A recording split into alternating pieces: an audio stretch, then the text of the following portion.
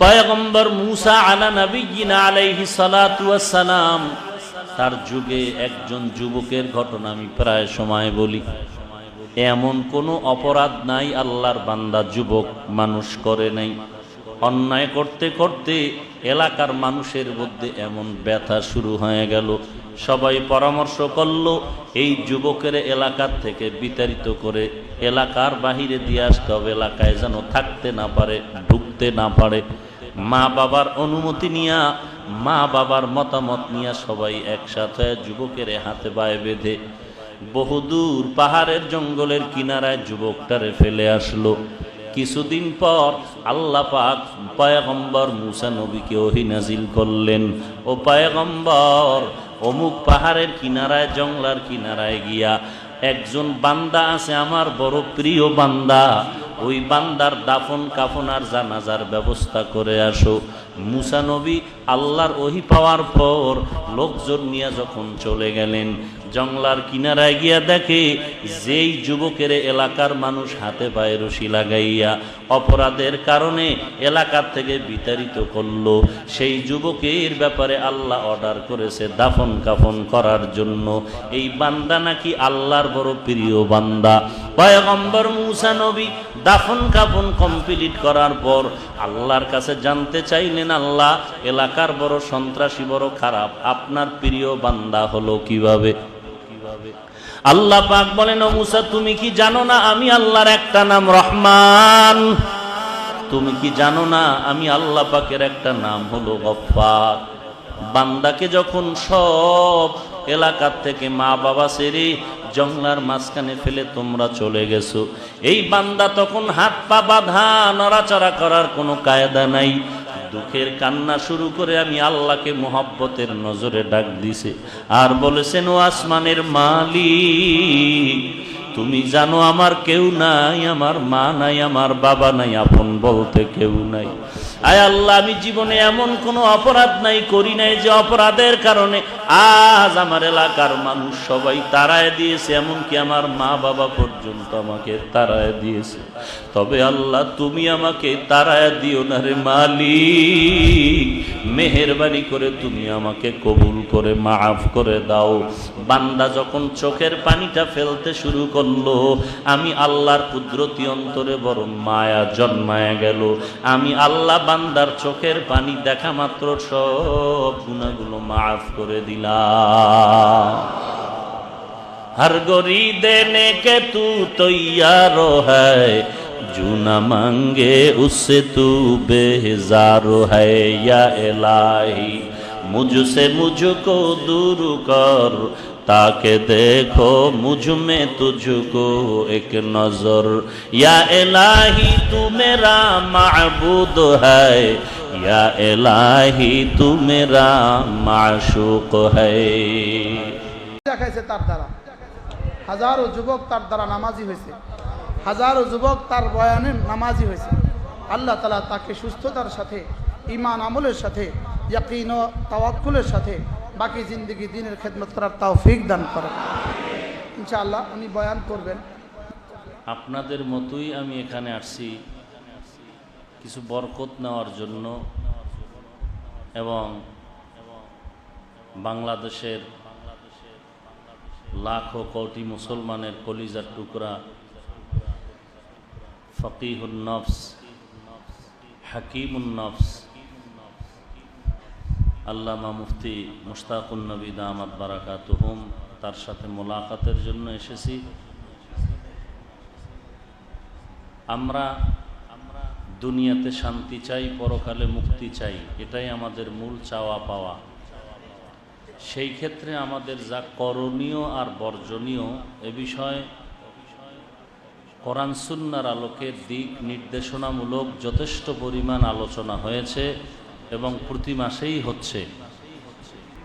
এখানে বসার জায়গা নেই, দাঁড়ানোর জায়গা নেই, এবং বিভিন্ন মজলিসে বসলে দেখা যায় টুপিওয়ালার সংখ্যা কম, কিন্তু এখানে প্রত্যেকটা যুবক লেবাস পোশাক শুধু এতটুকু না, সব থেকে বড় আশ্চর্য হলো যে আল্লাহর মোহাব্বতের বান্দাগুলো এ সমস্ত মজলিসে বসার কারণে এবং হযরতদের রুহানি তাওয়াজ্জু পাওয়ার কারণে আলহামদুলিল্লাহ তাদের কলবের ভেতর এক তামান্না, চোখের মধ্যে পানি, এটা জিন্দেগির বড় একটি পুঁজি কামিয়াবির জন্য।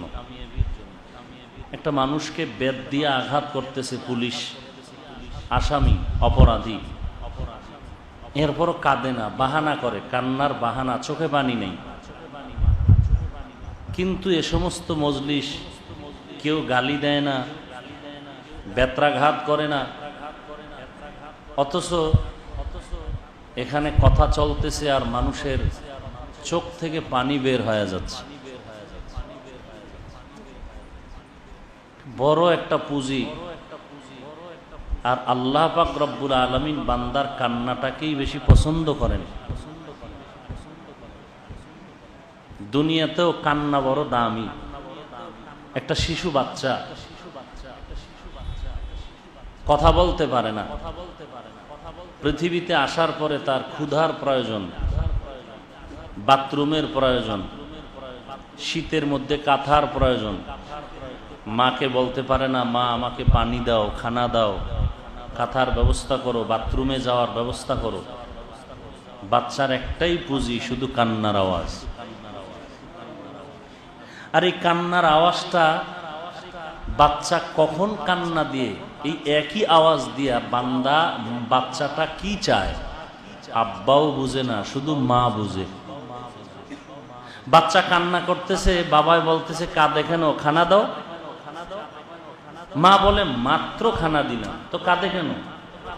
বলে বাচ্চা খানা খেয়েছে, এখন ঘুম যাবে, ঘুমের আগে বাচ্চা কান্না করে, এটা অভ্যাস। আল্লাহ বলেন বান্দা তোর কান্না দিয়া তোর মায়ের থেকে যেই দাবি আদায় করলি সব চাওয়ার আগেই পেয়ে গেছে।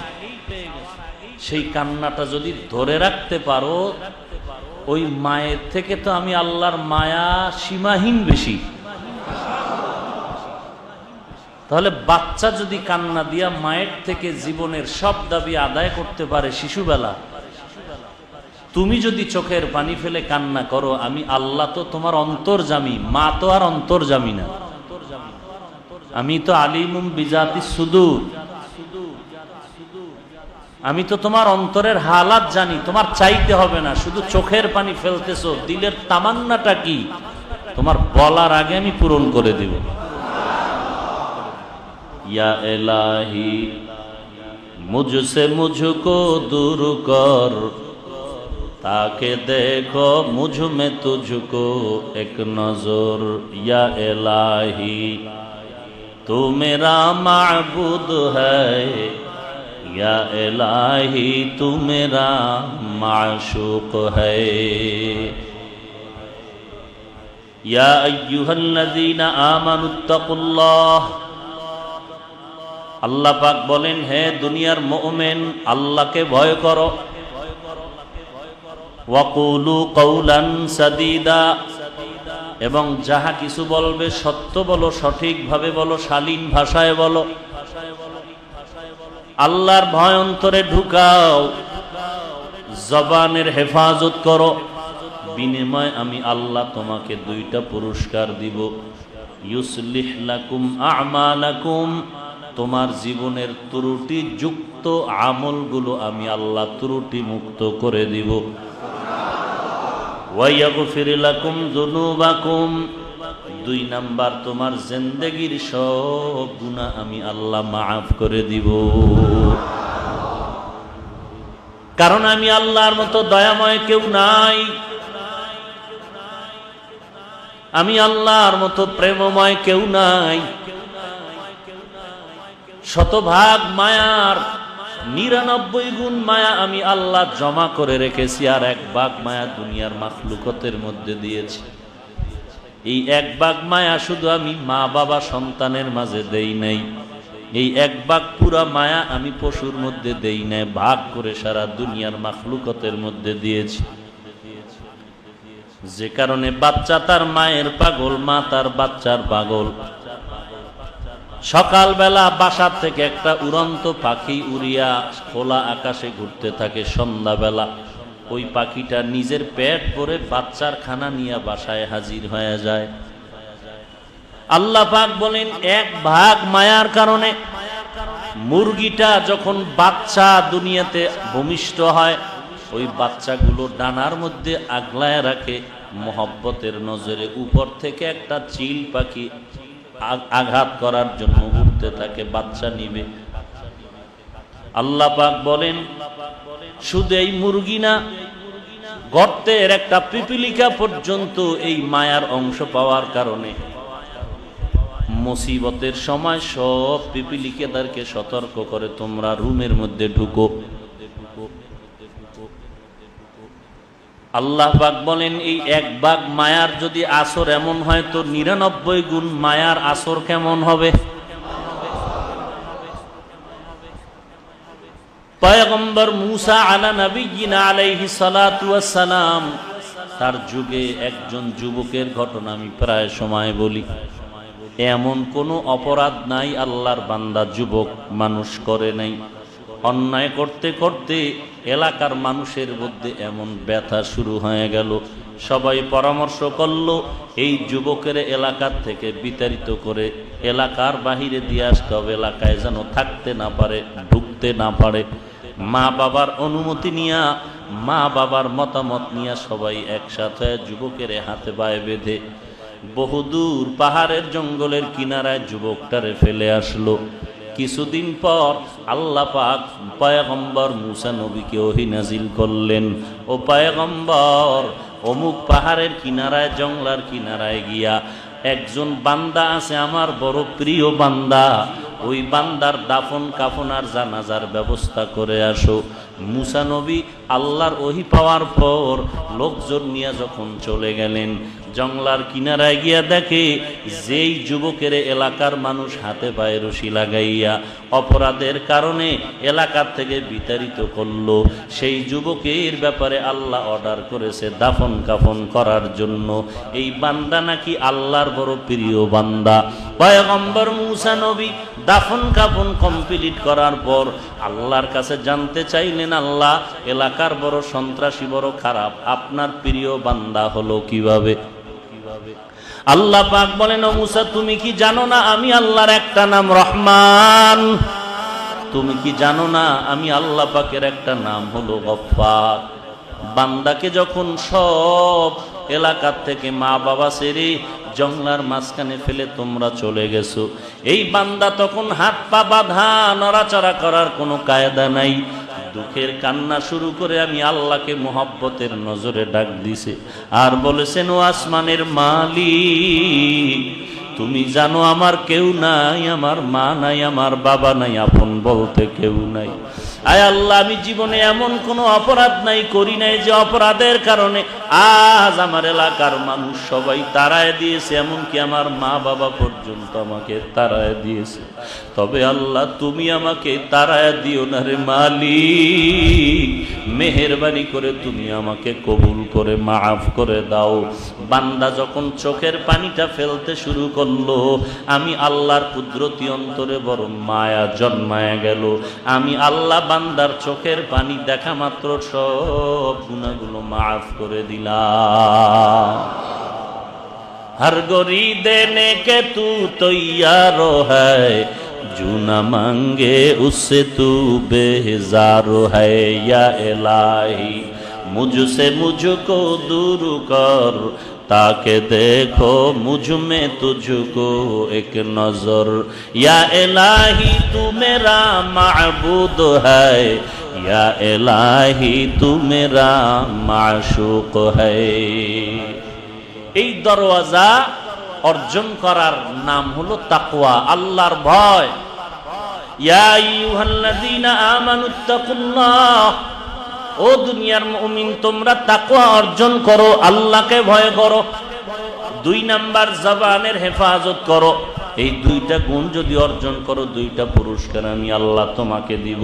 এক নম্বরে ইউসলিহ লাকুম আমালাকুম, তোমার জিন্দেগির ত্রুটিযুক্ত আমল আমি আল্লাহ ত্রুটি মুক্ত করে দিব।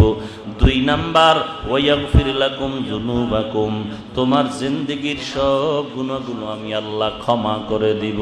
এই তাকওয়া অর্জন করা একমাত্র প্রেসক্রিপশন হলো একজন খাঁটি আল্লাহওয়ালার সাথে সম্পর্ক করতে হবে। খাঁটি আল্লাহওয়ালা, তাদের সাথে সম্পর্কের মাধ্যমে তোমার অন্তরে আল্লাহর ভয় ঢুকাও। কারণ খাঁটি আল্লাহওয়ালা তো রাতারাতি হওয়া যায় না।